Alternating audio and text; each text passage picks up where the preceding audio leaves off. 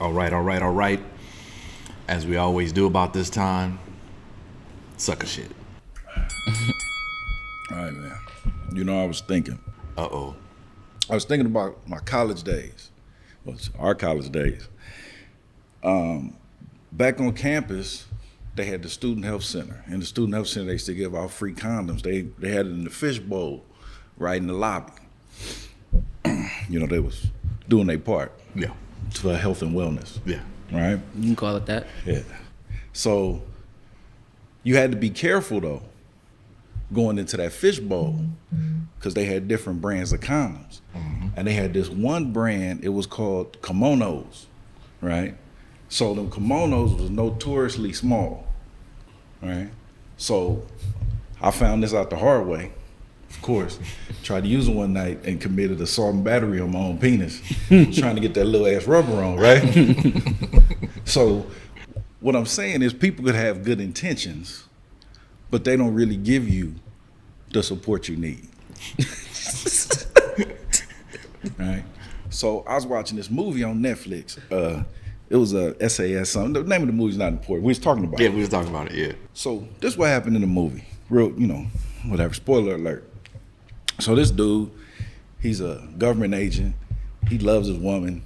He gonna propose. He takes her on a train ride from London to France.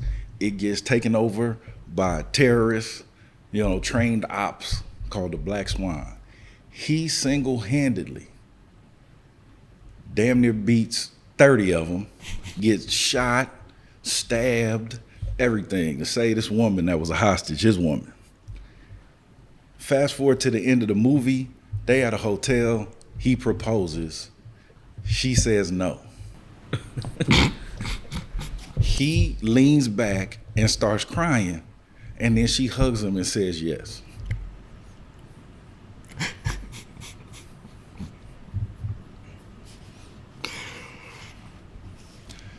See, that's some kimono shit right there. Man, don't you be believing that. That ain't the support you need. That ain't the support Not You at better all. not lean back up against the wall and cry in front of that woman. If I gotta kill 20 terrorists and you still say no, I don't need your support. You offering kimono-like support right there. Yes. Yes. Kimono niggas on some sucker shit.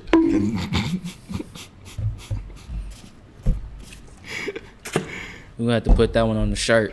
I like that. Yeah, man. I like that.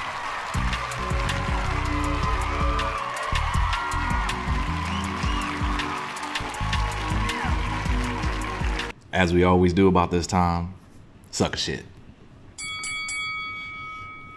I was thinking, man. Uh-oh. I was really thinking about this one. Uh-oh. That's never really good, but let's see where this goes. It's an echo in here.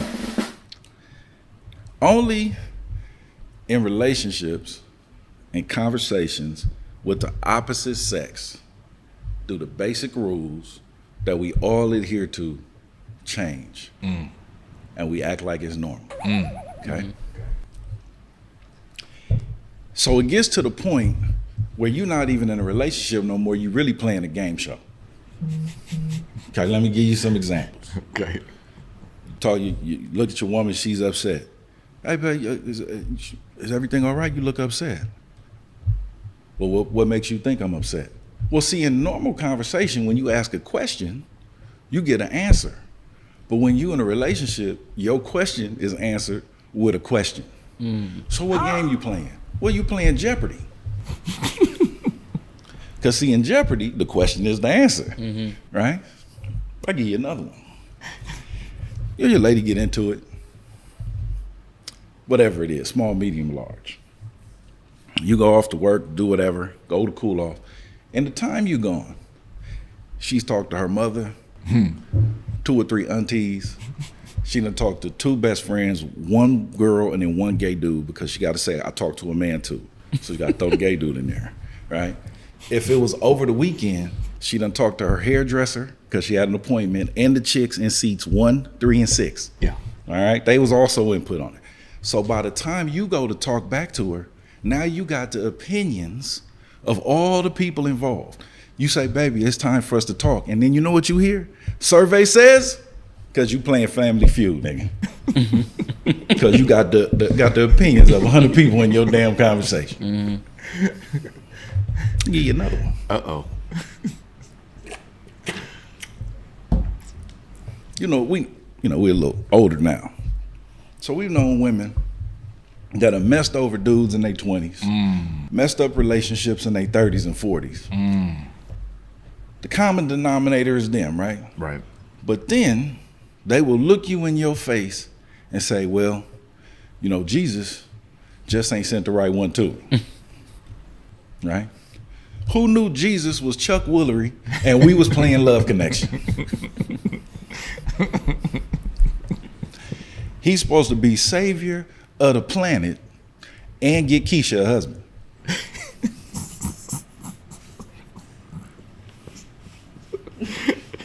Hey man, he's saving Keisha's world. Now my last one, a lot of people don't know this one. And this is for the fellas. Wouldn't be like, oh, you always picking on us. No, this was for the fellas. Okay. You did something you wasn't supposed to do. And you sitting there and your woman asking you about it. And you lie. Now what you don't realize is she already know what you did. Right? So you doing your Bill Clinton. You sticking with the story. Right?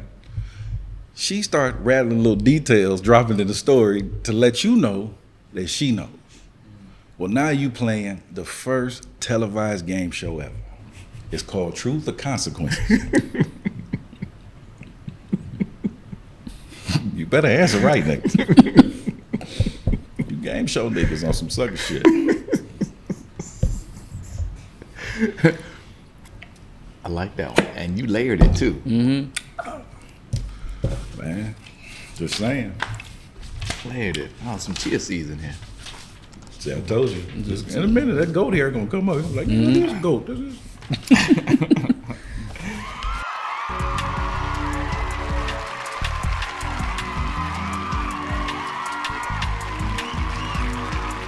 All right. All right, one more. Oh, okay. One more. Oh We got wow, one more? he came prepared. All right, cool. I always do 2 or 3. You just ain't. Well, he got 40 of them. He ain't released. There's gonna be a whole such shit series Playlist. Yeah. All right. So So do the best of sucker shit one day. as we always do at this time, sucker shit. I was thinking, Uh-oh. and this one's actually apropos because my son's here, Okay. and it was a conversation we had. Oh yeah. You don't even know what I'm gonna say, but it's all right. So we were actually chilling last weekend. My daughter was in town, so we was all hanging out. Ordered some pizza, da da da da da. And we just chilled, cracked some jokes, da da da. I ain't gonna tell them that part. I ain't gonna embarrass you. Your sister ragging on your ass. Hey man, she getting older. She got you.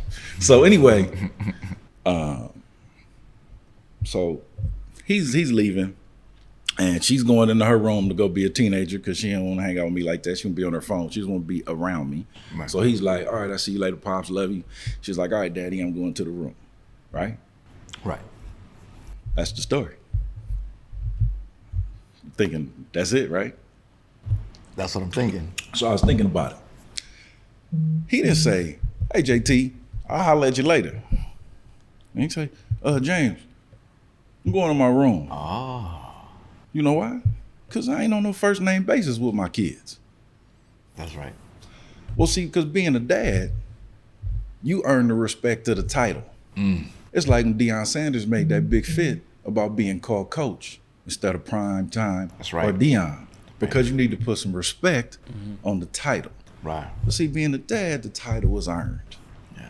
So you got to be the protector, right? You got to kill or be killed. Right. You got to provide, Yes. not just financially. You got to provide leadership. You got to provide emotional stability and balance. And the number one thing you provide is wisdom.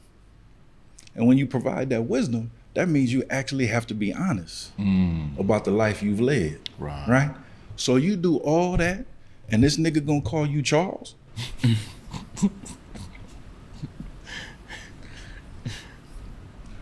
I wish he would call me by my name. I'll slap his ass dehydrated. I will slap all the water out of him. Okay? You know what I mean? Hit you parched. So I don't understand these dudes that's on a first name basis with their kids. Hey man, they don't need another friend. They got school for that. They looking for a father. Okay?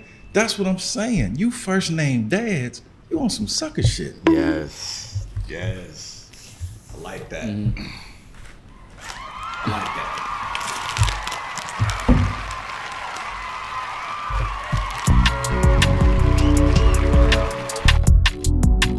Welcome back once again to another episode of Skinny Black's Lounge. I'm your host, Rob, aka Skinny Black. We have a new addition to this episode. To my left. There you go. How you doing? Brendan Towns, JT son, or CT, as y'all call him on the podcast. How's everybody doing? That's all I got to say, man. All right. To his left. JT, period of silent. My mom. And to your left. The chair. The ghost of Lebo. Ghost of Lebo. He's always with us. All right, so let's hop into it.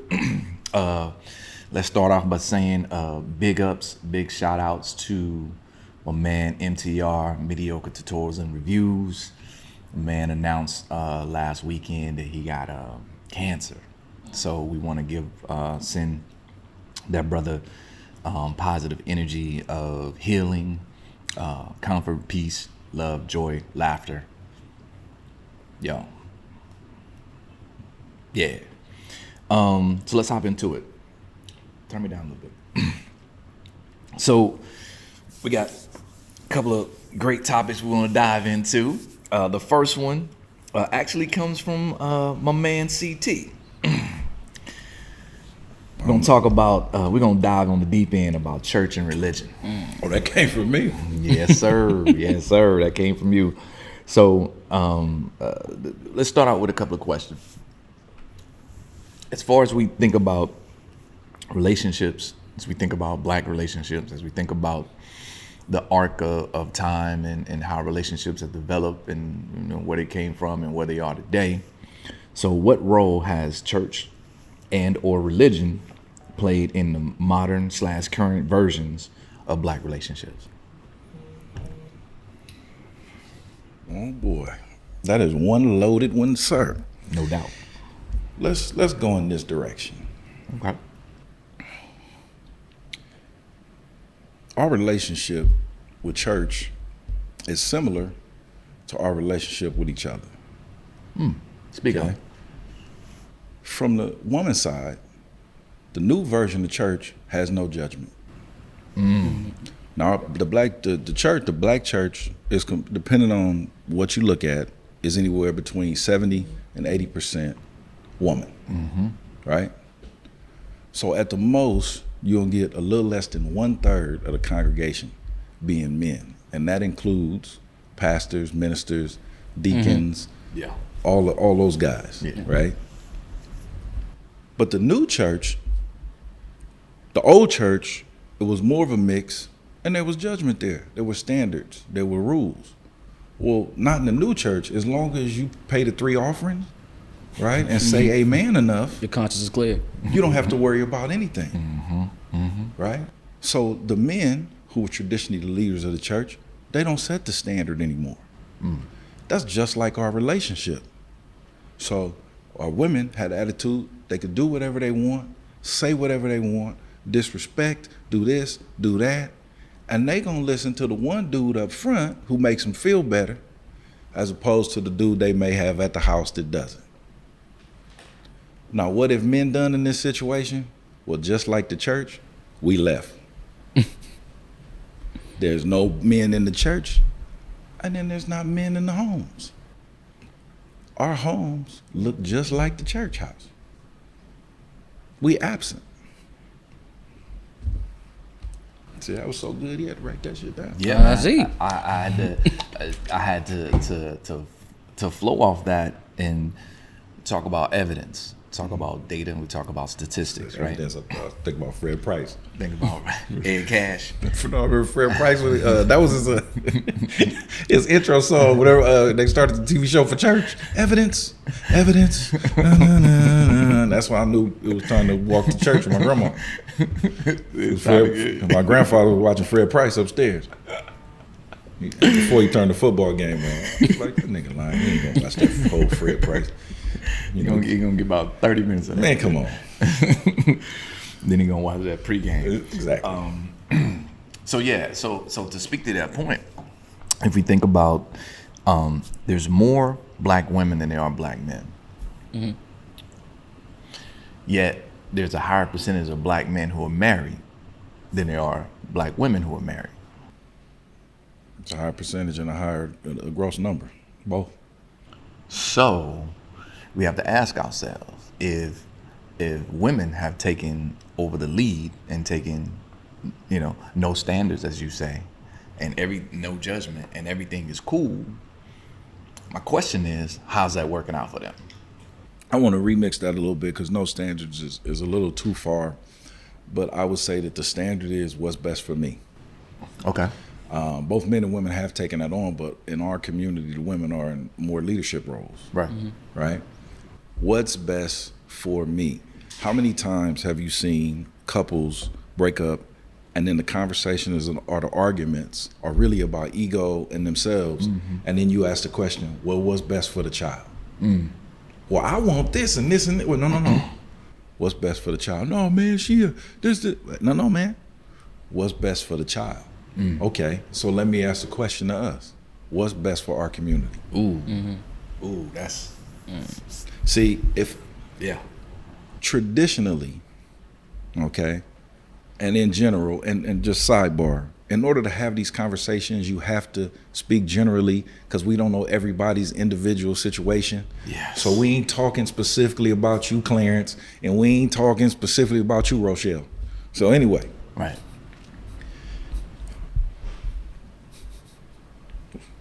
Somebody named Clarence, maybe they hit home. I mean, he's like, why you talking about Clarence? Glenn.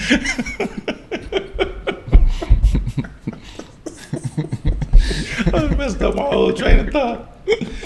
Clarence ass.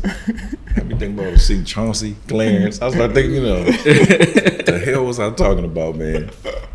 Damn. Nuance. It's not. We're saying this in the general sense, not necessarily in a.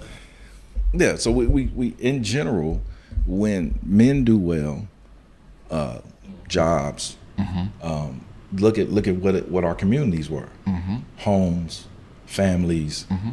Men are raised and taught to share our resources. Yes. Women aren't raised and taught to share their resources. Now they'll share them with Nordstrom's, Macy's, dealerships, whoever the vacation planner is, hot girl summer, So our resources don't stay in the community and don't build up our families. Our resources head out to other communities and build them up. So us not being together also has a great financial cost. It has a societal cost. It has a financial cost to our communities, right? So the church used to be the center of our community. Yeah. If you look at our social movements, if we look at our fight for freedom, justice, like I said before, the moral foundation, it was once that. But now it is as untrustworthy as the politicians you see on TV. So that's where 70 to 80% of our women are going to get the word. Yeah. What's your opinion, youngster? Just in general with church and religion, our family, I was raised in the church almost. Whenever I was visiting him for the weekends, it was Sundays, you're going to be at church. And if I'm ever there during the week, you go to the Thursday service or whatever service in the week. And that's where I was raised in. And as I got older, I started asking questions. And I've noticed that people get offended just asking the question when it comes to church. And I touch that back to what you said about that lack of accountability, or that space of we make our own rules. It is that. You question these rules, you question those feelings, you question what these people believe in, and you get attacked for it. And I've always felt a way about that as I got older, because with the church that I was told, you get told, okay, this is an accepting space. This is a space for you to come grow in your faith, but it feels like you are skewed in one direction. That's how church has always kind of been for me. You always kind of, like, as I got older, I started to kind of peel away the layers of it and saw it wasn't that you're being pushed to grow how you want to grow. You're pushed to grow in a specific way. And that way is you give your 10% back to the church. You don't question the certain things that we are taught in here. You don't question the status quo that we are establishing. And there's goods to that and there's negatives to it, because you mentioned like our social movements, whether it be King with the Baptist Church or Malcolm with the Nation. There's always been a religious core to it. And it is cool to have a sort of faith as a tether for relationships, for community building and those things. But the black community has allowed that thing to be monetized to the extent where it has been corrupted like a rotten tooth. You just got to pluck that out and start something new. So what role does that play in relationships with your generation? So with my generation, it's very interesting, because I've started to see more and more people step away from the church. You have those people who like me, we're raised in the church, right? And right around college, we all kind of had a turning point in our lives where you had people who I noticed in your generation, like the older folks, they stayed in the church. We're all leaving. And that's because in general, people don't want to be judged. And that's what people are viewing the church as a center of judgment, not necessarily as a center of growth, a center of spirituality. There are people who see it as a center of judgment, myself included, most of the time, because when we look at the things we get judged by in the black community, a lot of that does tie back to those old church traditions that we're still trying to figure out in the modern era. So let me ask a question. So it's interesting. You said the opposite thing he said. Yeah. But so you feel like people are getting judged in the church. Mm-hmm. What do you think they're getting judged for or about? I think it's more so just that whole classic you're losing your morals argument, right? Where when you go to the church and you start telling people certain things, if the previous generation who kind of is the anchor of the church, here's the things you're doing now, and they come from the perspective of, oh, we never did that, or we were always told that was wrong. You are in the wrong for doing that. And people get pushed away by that. Because if you already kind of coming at me like that, like the way my generation especially sees things is, if you coming at me like that, I don't want to hear you. Well, because you have a generation that can't handle criticism, that hates accountability, and they've come up with great terms for everything that makes them uncomfortable. True, but how much accountability is too much accountability? And let me retract my statement. Y'all actually said the same thing. Okay. Because I was going to say, you said the same thing. First of all, the church didn't lie to you, because they said they wanted you to grow in your faith. They didn't say they wanted you to grow in wisdom. They didn't say they wanted to grow in knowledge. Right. They didn't say they was going to answer your questions. Right. Well, then their version of faith is what they wanted you to grow in. Yeah, don't question. Right? But that's not how you're made, and that's not, how you were raised. We have all of these terms now that didn't exist. And it's language, and language changes and new words and all of that stuff, but it's comfort food language. Right? It's like a big ass bowl of stew, chili. And it's all designed to make you feel better about the shit you don't want to handle in your life, right? You're, what's that? Oh man, shout out to Green Gorilla. I just watched this episode about the new discipline called Fat Studies. Fat Studies? I gotta watch that. I gotta watch that. A new discipline called Fat Studies, right? Okay. Because you can't be, judgmental of fat. Well, I'm not gonna judge you, but your cardiologist will. Fair. right? Okay, and then like shout out to Rennie. He not here. A lot of y'all don't know he's a celebrity judge at a midget dunk contest at Venice Beach today. The favorite is a dude named Shorty Mac. My man Renoir. You know. So what I just said right there. Okay. Okay. Now I use the word midget. You're not supposed to use that word anymore, right? So what's the word? It's not midgetist, but Little people. Yeah, it's supposed to know whatever the slander is that you make fun of an old person. Oh. Now you're an ageist. Yeah. Okay. So you can't even crack jokes about it. But then if you try to get to anything serious that people don't want to peel back the layers, well, they'll throw up those words or label you as something, because once you're labeled as something, I don't have to hear anything you say. Right. Right. You're a racist. No, your black ass was stealing. Yeah. Yeah. The last two dudes who stole was black. No, sometimes you're a misogynist. Oh shit. Well, listen. Here's the rub. And you and I have left the church for different reasons than you stated. But the reason you stated should be the reason you stay in church. Okay, elaborate. Talk about judgment. The judgment is, don't judge me for what I do. I should be able to do whatever I want to do. And because you are judging me, I don't want to go to church. Well, maybe you should get married before you have kids. Maybe you should have some sort of moral compass and guidance on how you conduct yourself. Maybe those things are things that you should be judged on. Why? Because when we talk about norms, mores, and morals, those are the things that that lay the foundation for society. So when we think about what church represented, it was the only place that black folk could congregate together, right? Post-slavery, during slavery. So it just naturally became that place.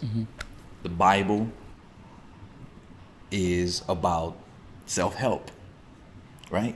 It's a great self-help book if you look at it that way, right? How do I be my best self, right? And being your best self means some people gonna call you out for your shit. It's like, hey, I'm gonna hold you accountable. Are you being your best self in this moment? Your generation don't want to hear that. Our generation have left because of the bullshit. That too. That too. Well, No, you ain't been in it long enough to call it bullshit. Okay, I can see that. I can see where you're coming. No, I don't believe in a lot. I stay open to new information. So most of the time I'll say I think, okay, and then 10% of the time I might say I feel. It's very rare.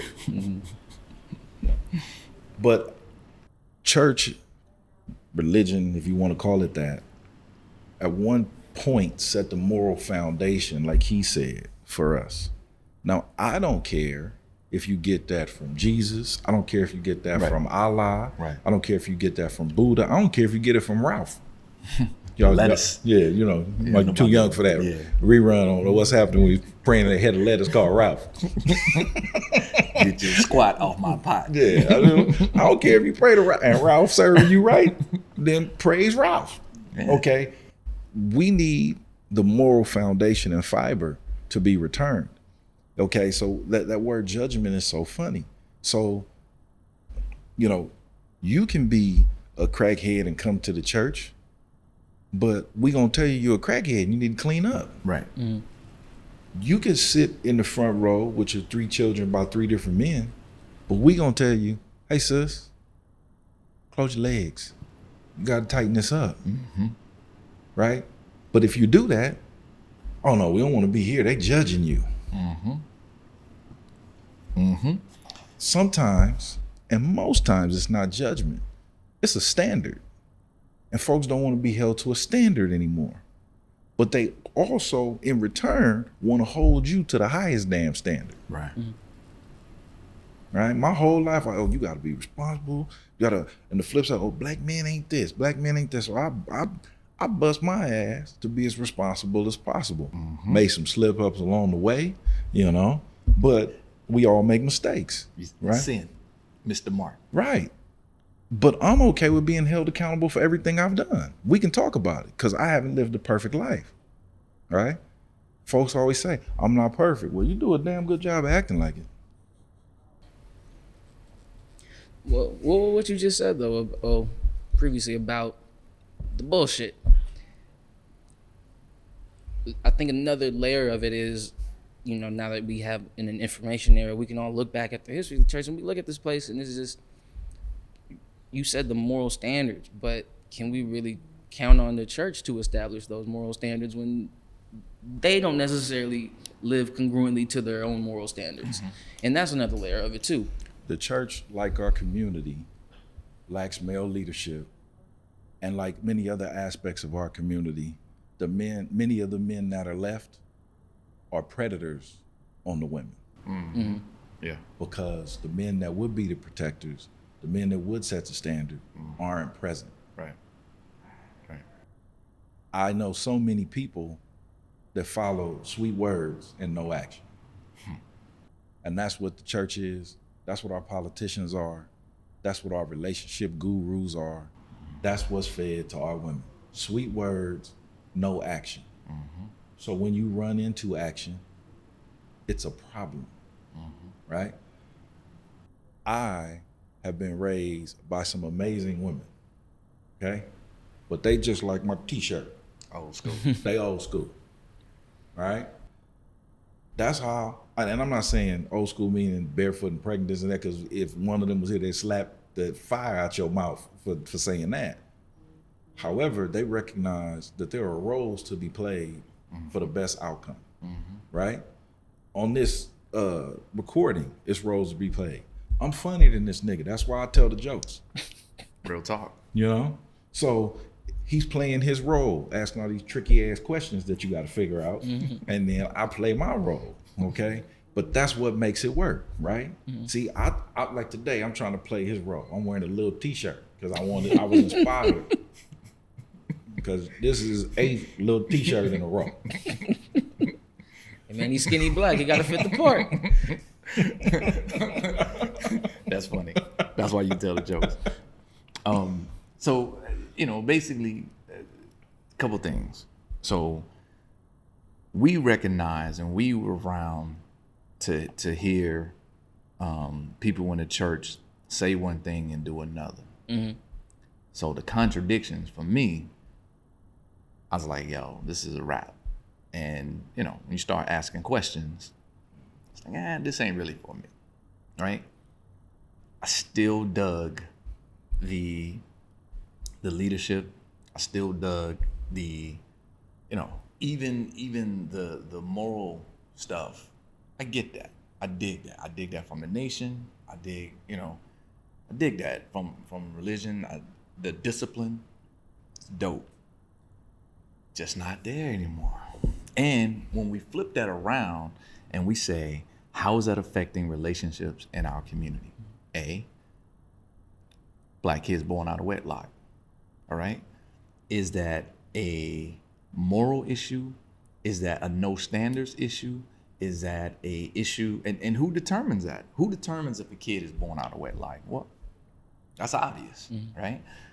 So the question is, do our women have the type of leadership, because they don't want to be judged, so they ain't there. Do they have the type of leadership to hold them accountable and say, sister, marriage before kids? Women, and this ain't mine, I heard this the other day. Someone said, our women would rather be mothers than wives. And that's out of order. Well, let's I mean, it's multi-layered, but let's think of it this way. In terms of access to sex, that's controlled by women. And in most situations, men are the hunters, okay? So women set the standard that we follow. So those the old joke Steve Harvey said if women required for dudes to dress up like pirates to get laid, there'd be no eye patches and parrots left for sale, right? Oh. And women laugh and like, yeah, that's true, right? Okay, so if your standard was we're not having children before we get married, or even if I don't really want to go marriage, I'm into long-term relationships, right? Or I want this kind of support system around, then as men, we would follow that. Yep.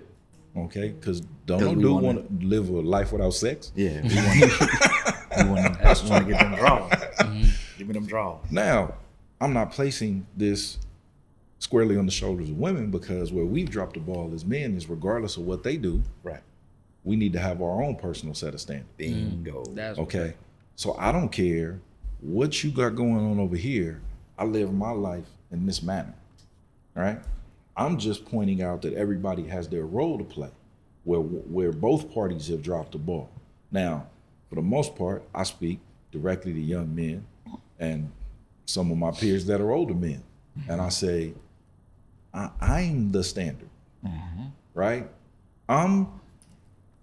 What would I say? You can be the Temptations. I'm the microphone. I'm the mic stand. You Right. dance all around this damn place. I'll be right here when you get back. Right. Okay, because my standard, boom, right? And it gets adjusted based on my moral compass. Yes. Okay, and the things that I was raised on. I know I'm solid, Yeah. and I know when I'm not solid. Yeah. And I got to learn how to continue to call myself out, Yeah. right? And so if you call me out, or if you call me out, that's a blessing. Yeah. I'm gonna be mad at you if you don't. Yeah. Well, here's the rub, and I like what you said. The rub is women control access to sex, men control access to marriage. The question is, if our women are the lowest percentage of women getting married, and we set the standard for marriage, are they signing on to our standards? Well, marriage is no longer even a standard in our community.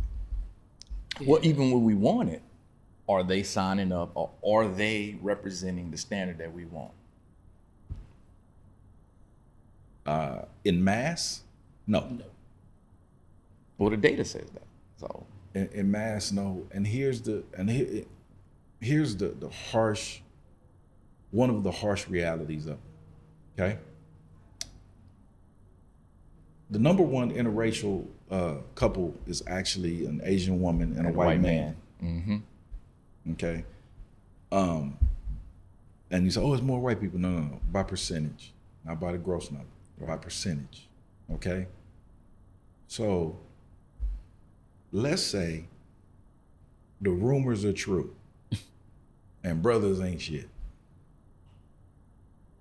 If you are so desirable, why wouldn't you be the number one interracial woman? Why aren't these men beating down the door to get to you? Now, they'll say racism is, okay, so his racism stopped at yellow. Is that Couldn't go racist to black, say couldn't yellow? go black. Yellow, maybe brown, you know. Tan. You know, got a girl from Panama or Cuba or something. Okay, but his racism didn't go that far, right? I never heard of half a racist.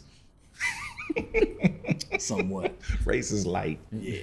Racist-ish. If you were applying for a job and the requirement was, okay, you have to have a master's in business, an MBA, and you have a bachelor's, you wouldn't get mad at the owner of the company if he looks at you and says, you don't qualify for this job because you haven't reached the criteria. Right. If the criteria stated, you don't reach it, right? You don't get mad. You got to go get an MBA, right? So, and I'm gonna not be so long-winded about it, but let me close the point. Access to sex, you create the standard. He doesn't meet the standard. He doesn't get sex. Right. Access to marriage, he creates the standard. You don't meet the standard. You don't get married. That's it. It's simple, but because people don't want to go there, I'm offended. Right. And once I'm offended, I don't have to deal with the reality of the situation. But the numbers don't care about your feelings. Okay. So that brings me to another layer of that. Your favorite word, Triggers. Oh, thought you was gonna say sweet potato pie. Well, that's your favorite phrase. Well, you know, we got to. Looking real festive. The pussy tastes like pumpkin pie. I ain't never had pumpkin pie in my life. Kick it. So triggers. So what is a trigger? How's the term been used or misused? Y'all the trigger generation. Oh, So yeah, so he jumped right in it too. He knows this shit. yeah, so triggering is just what it's supposed to be. Is things out there that have a history of being offensive or things that are personal to you that you may not necessarily share with people. There are events, situations, phrases that can trigger those memories, those feelings, and bring out a negative reaction within you. That is what being triggered or triggering is. Now, where it gets misused is everyone replaces trigger for, because trigger is essentially, it should be tied to trauma. It should be tied to a deep pain. Not the motherfucker that just annoyed you. That's the difference. Like, everyone wants to use that trigger word because it's very easy to understand because we know what triggering is, but y'all are using it for everything. And so it's starting to devalue when someone says, hey, that's a triggering experience for me. Because everything's a triggering experience for everybody right now. And it's hard to tiptoe and walk that line with people.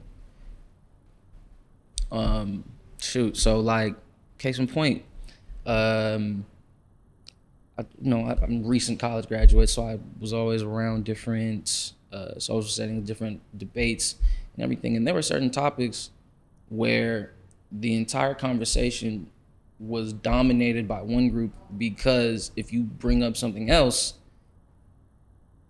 they would say, we can't go there because that is offensive to me, or I can't brace these certain topics. We can't go to a certain place where there could be healing there, but there's a wall being put up. And I understand because there are a lot of things that people genuinely do. Like, you have sexual assault victims, you have all these other things where topics, conversations can definitely bring up there, but that shit doesn't apply to the argument you got into yesterday. Like, you know what I mean? People just in general have an inkling to take things too far, and it goes back to that ego, that pride. We live in a generation where people can put that out there. And like you said, with that lack of accountability, you can put these words, that trigger word, and that wall goes right up. And I no longer have to hear what you're saying to me. When you can apologize, say, I'm sorry for triggering you, but listen to what I'm actually saying. I'm not trying to bring those feelings up. I'm trying to help you conquer those feelings. I'm trying to help you get past those. And you get those assholes that are genuinely trying to know what your buttons are and push them. But we got to really figure out what the line is with that. A couple things come to mind. Well, number one, I don't apologize for triggering nobody. But number two, words matter. How we use them matters, obviously. So, there's the clinical or the stated definition of trigger, like you said. Mm-hmm. But, there's throughout history, there have been different words, trigger. It was associated with guns for most of the time, right? And so similarly, the trigger, right, activates the weapon. Well, that's what it's doing right now. Trigger is an activation of a weapon used against someone else because you have trauma or you have hurt or you have insecurity. So you don't want to address it. So let me address you because that button was pushed. What a trigger is actually is self-work that you need to do. Mm-hmm. That's why I don't apologize for triggering you, right? If you take a general conversation personally, that's your problem. Okay. Right? I wasn't around you when you was 10 and your uncle smacked you. Like, why am I held responsible for it? If you 40 now, you had 30 years to clear that up. You know that, right? And maybe at 40 it's time for you to do so instead of being mad at the world. So maybe your trigger is the thing that's holding you back. Right. So the question would arise to that would be, who are you to decide my timetable of healing? I'm not deciding your timetable, Helen, but who are you to try to dictate how I speak, how my way in the world, just because you feel uncomfortable? As Black folks in America, we were trained around other people's comfort. And now you want to dictate to me based on your comfort? So what, you my slave master now?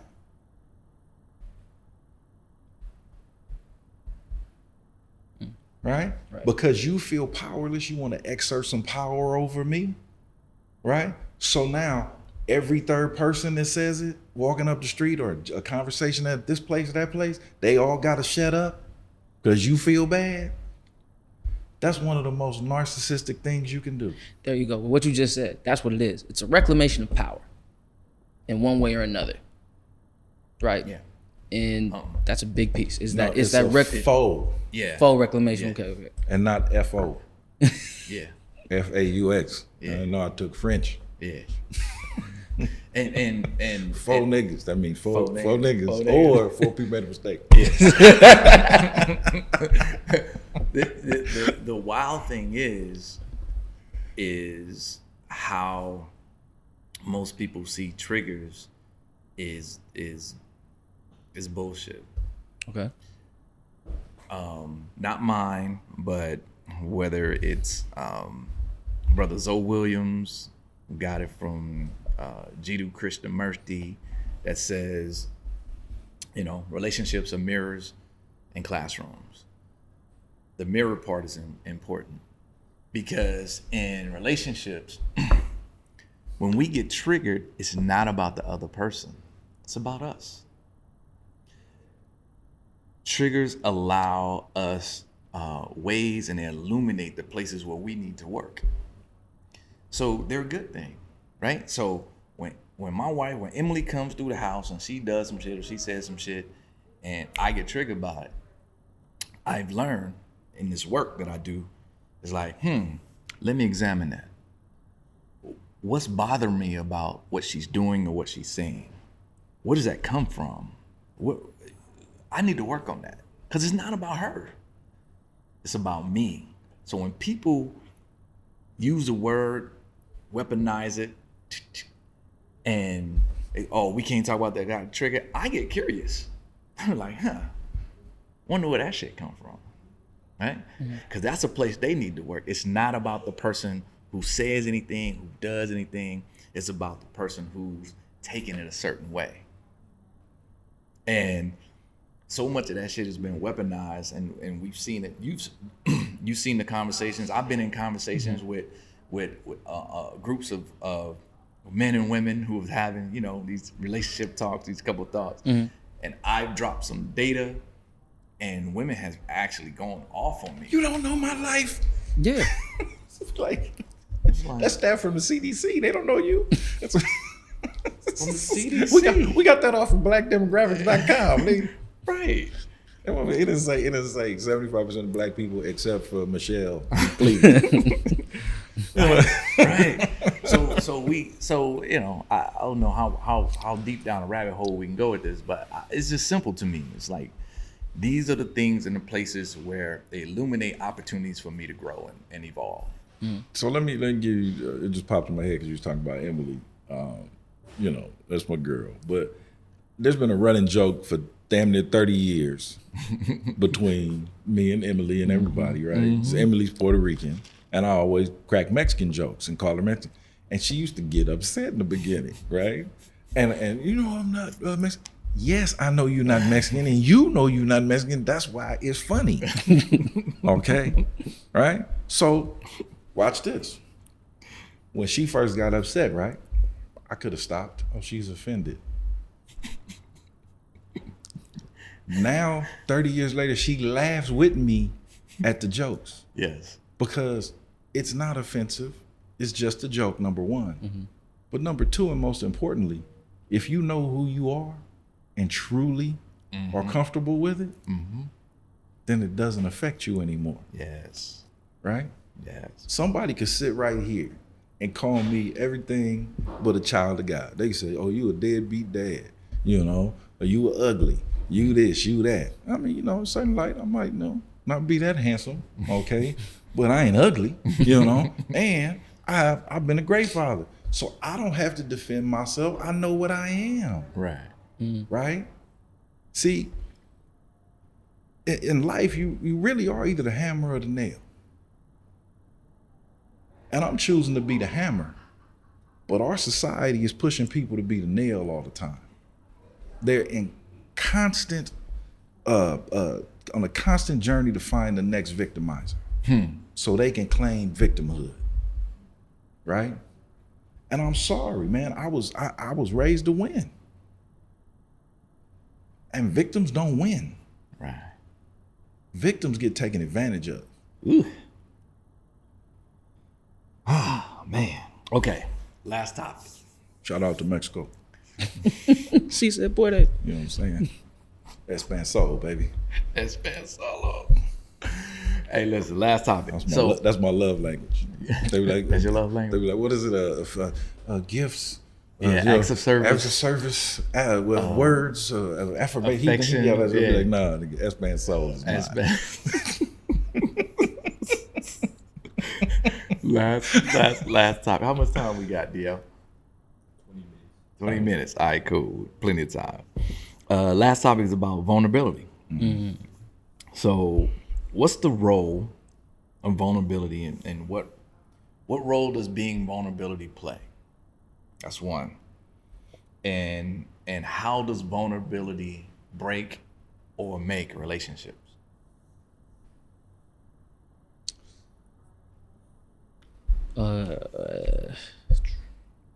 Vulnerability making breaks relationships, because at the end of the day, any human interaction with someone you're trying to build something with is all about vulnerability, right? It's how much of myself can I share with you? How far can I go? And will I be judged for going if I go all the way? Like, you know what I mean? Because I think people in general, we have a hard time being honest about the things we've done, about how we look at things, and about how we will approach certain situations. So to share that with somebody is very hard. And back to our conversations about triggering and stuff like that, like, there are some very sensitive topics to people, and there are some for some people, there are some questionable stuff that's been done in the past, and they'll think, if I share this, if I'm honest with somebody, I'll get pushed away for it. So vulnerability is the most important part, but it's also the hardest part to achieve, because there are also just as many times of you found someone you thought you could be vulnerable to, and it's come back and bitten people in the ass, especially men. Men feel that way. We were taught, we are already taught as men, it's hard to share your emotions. It's hard to be vulnerable. It's hard to do that. And when you finally break away from that thinking and then try it out and it doesn't work, you can start back over from square one, or you can never try it again. And it's fucked up a lot of dudes. So if you're not, if you're shying away from vulnerability, if you're actively stopping yourself from being vulnerable, does that mean that you're not being authentic? I don't think so. As long as you're communicating where your line is with it. Like, I can give you my 80% and it's still 80% of all me. It's just that last 20%, there's a gate there. And it's still you. Like, that's still authentically you. It's just you gotta earn that last 20. So I think you can still be yourself, but it's not giving your complete self in a sense. You know what I mean? Like, I'm having a hard time putting it into words, really. Maybe you guys can probably help me out and elaborate more. But it is like a duality, like a. Well, I know why you're having a hard time. What you say? It's like filling up a cup.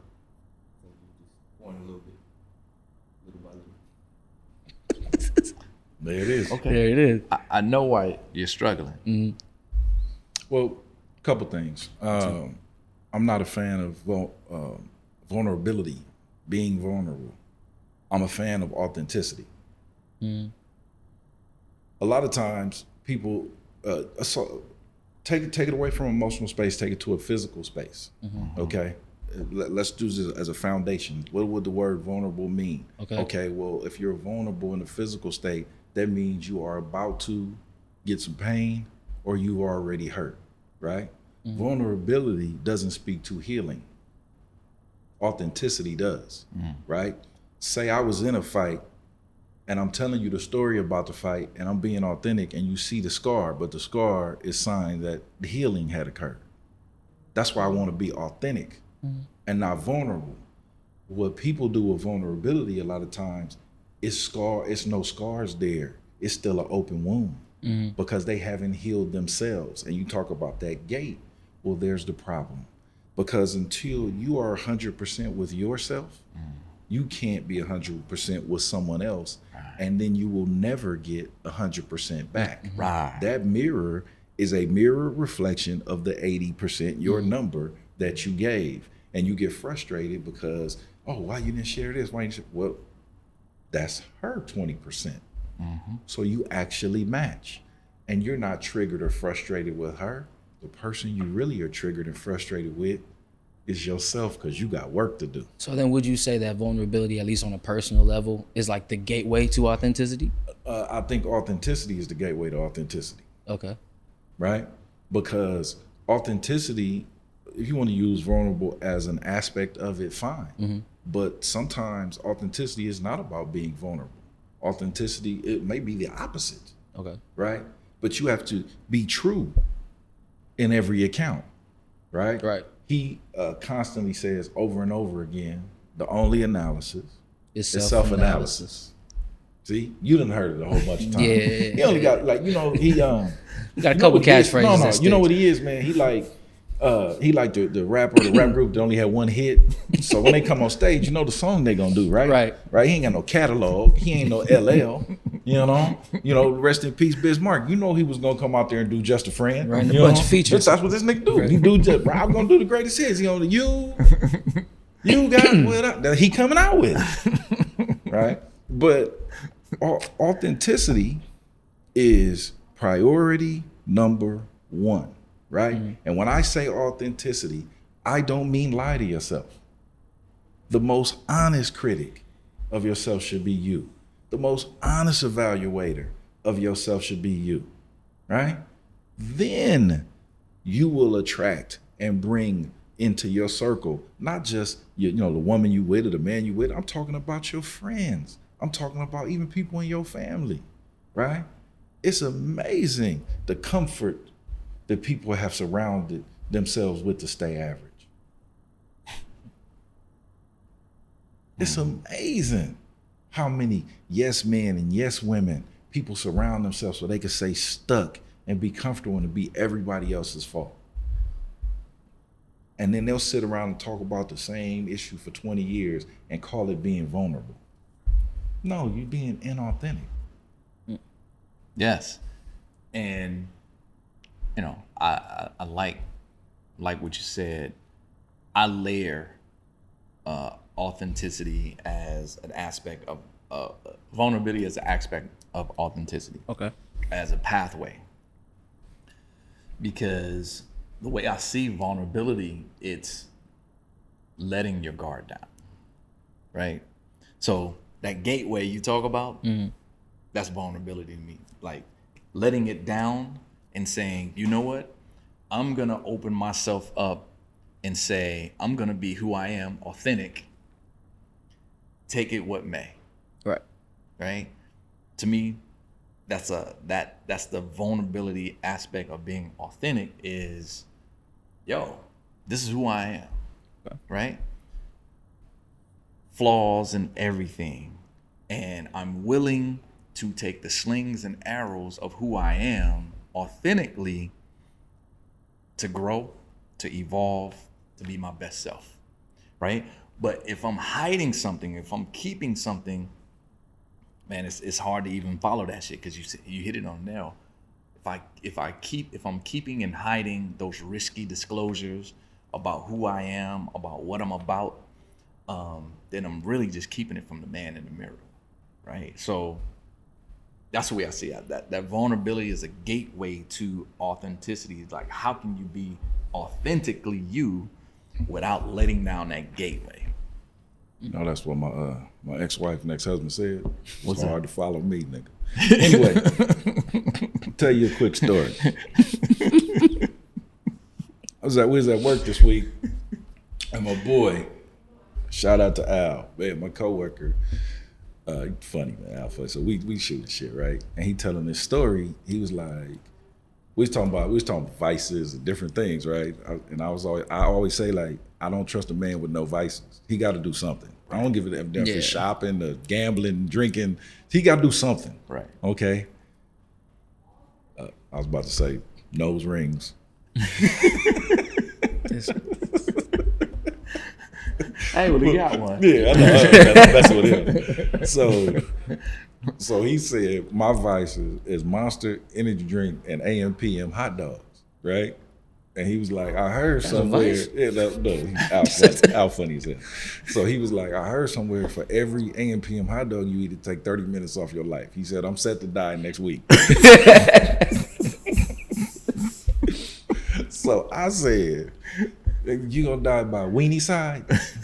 Weenie side. Weenie side. I said they gonna have, he said on my casket at my funeral, they're gonna have 2 AM/PM hot dogs next to us. So we laughing. Man got right? taken And out a by a Monster glizzy. Yeah, the monster, right? Weenie side. So we laughing about that. What's my point? Well, that's what we doing right now. It's death by weenie side. That's what that just triggers and are vulnerable. You a big ass weenie. Because you won't be honest. You are committing death by weenie side. Death by. You death by weenie Yeah, side. you just put Niggas on some sucker shit. We gotta put this on a shirt or something. Like, when you open up your mouth, an AM/PM hot dog flies out. And on that note, hey, big ups to our special host, guest, visitor, shout out. Oh yeah, and frat. Big ups to my man CT. Right, no problem. And, people like, man, your son look just like you. Like, he's supposed to. I'm his Yeah, daddy. yeah, It's called DNA. It might be, genetics is a thing, listen, y'all. talk to your mama why you don't look like your daddy. You know, I'm saying, you might find out your mama was for the streets. She like street wood. That's what I'm saying. Hey man, that's authenticity. How many people could face the fact that their mama was for the streets? Yeah, man. Okay. Hey, because we on previous show we have said my grandmama was for the streets. My grandma was too. 5 kids, 4 dudes. And I love her. It was. I mean, mine's still alive, but she ain't got no action right now at 91. But Yeah, my if she grandma could, she would. hey man, I'll tell you right now, if she could, she would. How about hey man, great grandma no joke. I got a mental picture of your grandma on the counter. Yeah, when she jumped on the Yeah, counter. yeah. So no. How many people can handle that authenticity? Your grandma want to get laid, nigga. By different dudes. That's what I'm saying. all the time. You think she's sitting there watching Young and the Restless?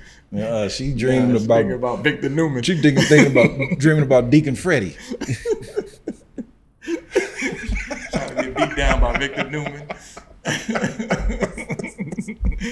On that note, Oh, hey man, big ups to Dio behind the boards. He actually came and said a couple of words. We're gonna get him on camera one day. Looking like a young Navajo. He gonna have his nose ring polished by then. Yeah. So yeah, thank you. Hey, listen, like, share, subscribe, put your notification button, hit that. But most importantly, leave your comments. We look at those comments, we comment on them, and we'll knock off another show just on some response on your comments. So we know people are sharing. We thank you for that. Big shout out to everyone who supports the show. And we'll be back next week. All right. Peace.